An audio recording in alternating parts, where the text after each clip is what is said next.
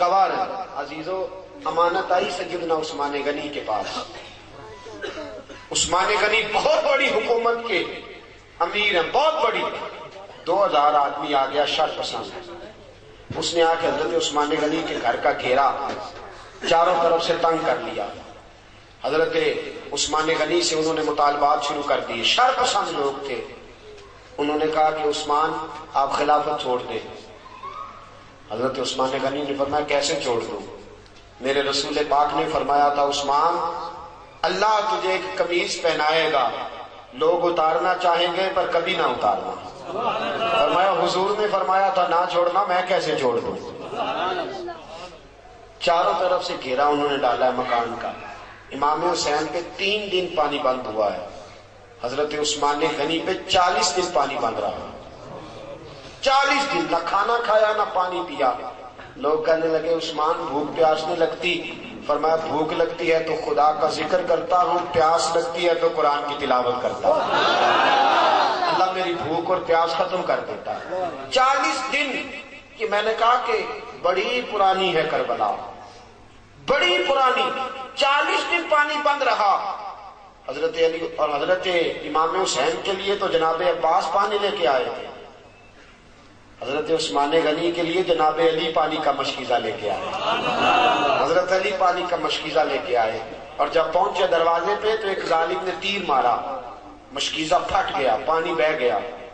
حضرت علی المرتضیٰ کہنے لگے مجھے عثمان نے منع کر دیا تم سے لڑنا نہیں، ورنہ تم 2000 ہو، 2000 کے لیے تو علی اکیلا ہی کافی ہے. دیواریں ہلتی رہتی ہیں اور در کانپ جاتا ہے، علی کا نام سن کے اب بھی خیبر کانپ جاتا ہے.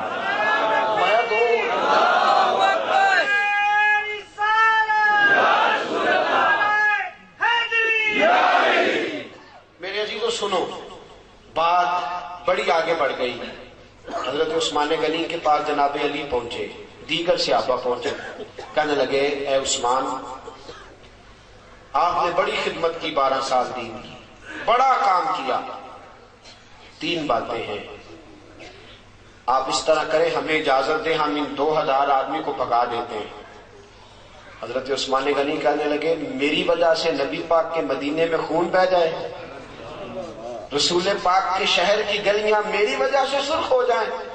عثمان کا گلا کٹتا ہے تو کٹنے دو، لیکن رسول کریم علیہ السلام کے شہر میں میں خون اور دنگا فساد برداشت نہیں کرتا.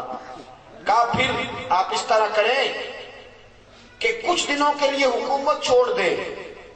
آپ نے فرمایا حضور نے فرمایا تھا قمیض نہ اتارنا، کبھی نہیں اتاروں گا.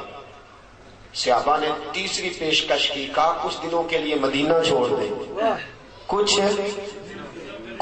دنوں کے لیے مدینہ چھوڑ دیں، کچھ دنوں کے لیے، پھر آ جائیے گا حالات ٹھیک ہوں گے. آپ نے فرمایا دوستو دیکھو میری داڑھی سفید ہو گئی ہے، پتہ نہیں کس گلی میں موت آ جائے. میں مصطفیٰ کے مدینے سے باہر نہیں مرنا چاہتا.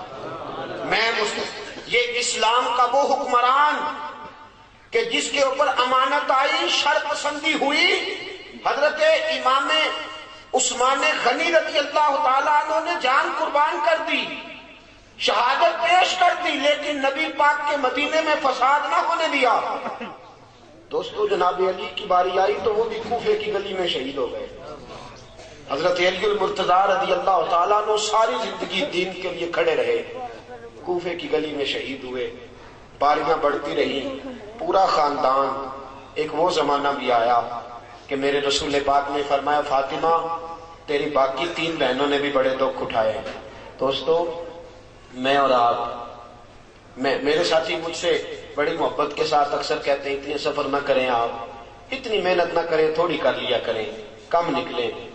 میں ان کی محبت کو وصول کرتا ہوں، مجھ سے پیار کرتے ہیں تو ایسے جملے بولتے ہیں، لیکن قسم اللہ کی جب میں رسول اللہ کی تبلیغ پڑھتا ہوں اور کتابیں، ایک ابو جہل کے دروازے پہ نبی پاک 2000 بار تبلیغ کرنے گئے. کتنی بار؟ 2000. اور حضور کو پتا تھا کلمہ نہیں پڑے گا. 2000 بار دروازے پہ دستک دی. اور دوستو بڑے دکھ اٹھائے حضور نے، بڑی تکلیفیں اٹھائیں. جو چیز مفت ملتی ہے اس کی قدر نہیں ہوتی. مفت ملتی ہے نا جو چیز، اس کی قدر نہیں. مجھے اور آپ کو مفت مل گیا یہ دین، کبھی بلال کی قبر پہ کھڑے ہو کے پوچھو دین کتنا مہنگا ہے، کبھی کھڑے ہو کے پوچھو سیدہ فاطمہ سے کہ دین کتنا مہنگا ہے، کبھی پوچھو امام حسین سے کہ کتنا کٹھن ہے یہ دین۔ میرے عزیزو، رسول پاک کی 2 شہزادیاں، نکاح ہوا ہے، ابھی رخصتی نہیں ہوئی، ابو لہب کے 2 بیٹے، انہوں نے طلاق بھیج دی، کہنے لگے یا کلمہ پڑھانا چھوڑ دے ورنہ طلاق دے دیں گے۔ حضور نے فرمایا میرا تیرا اختلاف ہے، بچوں کا کیا قصور ہے؟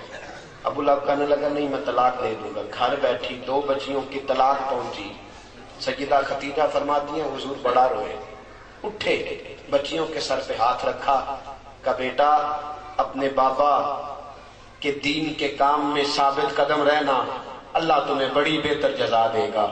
اور ساتھیوں، صرف حضرت فاطمہ نہیں، سیدہ زینب میرے رسول پاک کی بڑی صاحبزادی